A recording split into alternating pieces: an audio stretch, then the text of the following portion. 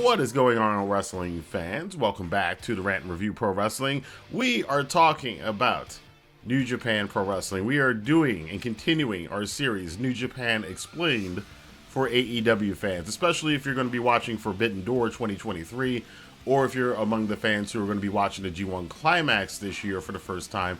I thought as a New Japan fan and as an AEW fan, it's kind of helpful as a fan to be more informative to other people who might not know. Before we get into all of that, I want to remind you guys to hit that like button, subscribe button, and the notification bell. And be sure to share this video on Twitter, Facebook, Instagram, and wherever you talk about wrestling, AEW, the Forbidden Door, etc., etc. But let's talk about now probably one of the most prolific wrestlers on the current New Japan roster, the man himself, the Rainmaker, Kazuchika Okada. Making his debut in 2004, Okada quickly established himself as a force to be reckoned with. With his remarkable in-ring skills, magnetic personality, and undeniable presence, he has captivated audiences around the globe. Okada's wrestling style is a perfect blend of technical prowess, power, and athleticism. He possesses a wide array of moves, including his devastating Rainmaker clothesline, which has become synonymous with his name. He also has a less popular submission hold in the money clip, and of course, that, as John Callis described, that goddamn drop kick. Get him up, get him up, get him up! Oh, drop kick, goddamn drop kick! Okada, along with AJ Styles, probably have the best looking drop kicks in the entire wrestling business. But it's not just the moves, it's Okada's psychology. It's Okada just pure natural ability in the ring that has carried him very quickly to being at the top of the New Japan roster. Okada wasn't always just in New Japan. He was a young lion like many homegrown New Japan stars are. He did have an excursion over to Impact Wrestling, which is a run that many people, are not too, don't have the highest praise for. But that aside, when he did return to New Japan Pro Wrestling, he immediately took his shot. After having kind of a lackluster match with another returning wrestler, Yoshihashi, at Wrestle Kingdom, Okada, brazen and bold, went right after the main event that night and challenged the current, at the time, IWGP World Champion, the Ace, the most popular man in the company at the time, Hiroshi Tanahashi. Many fans scoffed at this. People were like, who is this young lion coming in and just challenging for the championship right out the bat? What is this? And nobody expected him to really win this match until he did. On his first attempt, challenging Hiroshi Tanahashi, Kazuchika Okada, and what has now become known as the Rainmaker Shock, defeated the IWGP champion in his first going right after coming back from excursion and became the champion. As time went on, it did take some time for the fans to kind of warm up to him as being in that main event spot, but it didn't take very long. Okada and his series of matches with Hiroshi Tanahashi really established him as a main event star, and in fact, it is considered one of the best rivalries of the 2010s between Okada and Tanahashi.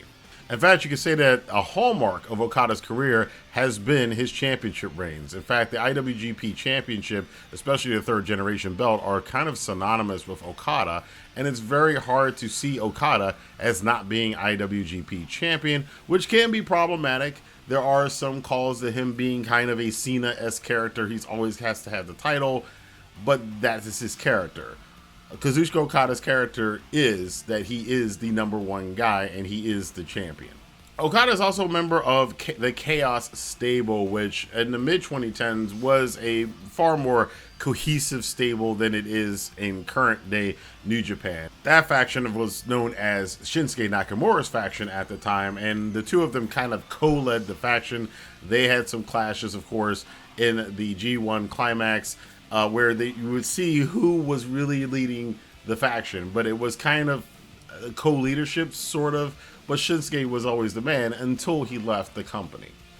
After that, it was clear that Okada was the leader of Chaos, and there have been a lot of storylines weaving around the history of Chaos, from a rival in Hiroki Goto kind of bitterly having a feud with Okada over the championship, but eventually joining Chaos himself.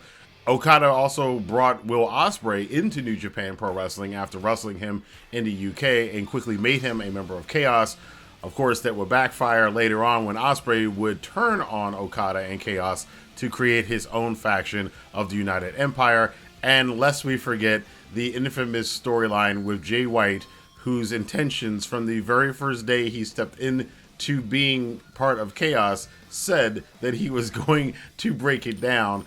In fact, at the time, it would be very easy to say that Jay White's character, which a lot of people tend to forget, early on in New Japan when he came back from Excursion, was to destroy the factions. He went out to destroy Bullet Club and was very successful at doing that at the time, especially the Elite version. And then he moved all over into Chaos, being part of Chaos, but sowing the seeds of dissension within the faction until he eventually did turn on Chaos and then started running Bullet Club himself.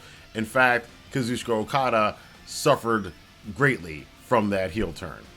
And it is Okada's opponents that are also a big standout here. And he had so many match of the years, it was almost ridiculous when you were trying to come up with a top 10 matches of 2017 to not have half of the list include Kazuchika Okada matches on them.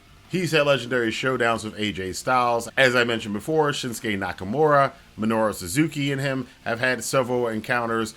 Tetsuya Naito's entire character of Los Ingobernables, when he came back from Excursion, revolved around him going after Okada for the IWGP Championship. As I mentioned before, the Jay White feuds, the feuds with Will Ospreay. Of course, the legendary rivalry with Hiroshi Tanahashi, and for Western fans in particular, his rivalry with the cleaner, Kenny Omega. In fact, the match between Omega and Okada at Wrestle Kingdom 11 was the first time in many, many years that a match that was not in WWE had gone viral and spread around the wrestling community as being something that you had to see. That match is also a big watershed moment in what would become the eventual progress of the non-WWE wrestling world that would lead on to the rise in popularity of New Japan Pro Wrestling and eventually the creation of All Elite Wrestling. It is these matches and these championship reigns, in particular his championship reign throughout 2016, 2017, and 2018, which make Okada arguably, not so arguably, considered probably the best world heavyweight champion in any wrestling promotion during the 2010s.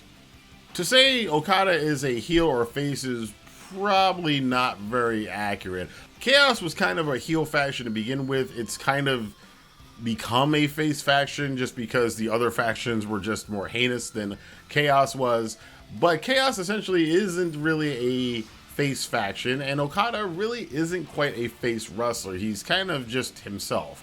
Sometimes he can be heel, sometimes he can be face, sometimes he can be a hero, sometimes he can be arrogant and egotistical, and even somewhat of a bully. In fact, in 2023, Okada's main storyline seems to be the fact that he is a grumpy old man who cannot stand the fact that these younger wrestlers, like Shota Umino, like Ren Narita, even wrestlers who aren't even in his own company, like Kiyomiya, are just annoying the crap out of him, and he just wants to beat all of these young kids off of his lawn.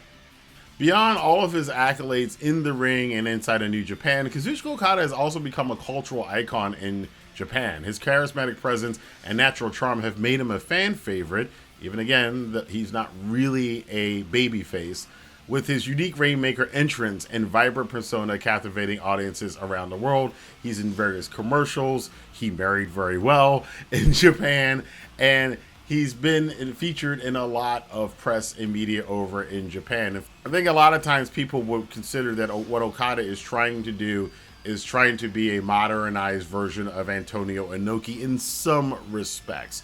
Okada takes a lot of pride in being in that position. In the modern day era, Kazuchika Okada is considered probably one of the best Japanese wrestlers, definitely of this generation, as far as all time. Time will tell on that because he's got many years left. He is still a very young guy, but I think as much as he's done so far, we have still not seen the ultimate version of Kazuchika Okada. We hope you enjoyed diving into the world of the Rainmaker and are eager, as we are, to see his future triumphs and to see him compete against Bryan Danielson at the Forbidden Door event in 2023 and this ongoing rivalry he has with young wrestlers that's probably going to reach ahead in the G1 Climax this coming summer as Pro Wrestling Noah wrestler Kiyomiya, who I mentioned before, has actually come into the G1 Climax this year in New Japan's pro wrestling simply to go after Okada. It's going to be a tough summer for the Rainmaker, but I want to know what you guys think about this, especially if you're an AEW fan that doesn't know much about New Japan. Was this helpful to you? Let your voice be heard in the comment box below. We will have other videos here on New Japan Explained for AEW fans. Of course, we have one with Will Ospreay. We'll be talking about Sonata. We'll be talking about Hiroshi Tanahashi and New Japan in general. So stay tuned to those videos. And again, be sure to hit the subscribe button and the notification bell so you get notified when those are out. Until then, I'll see you guys later. Have a good day.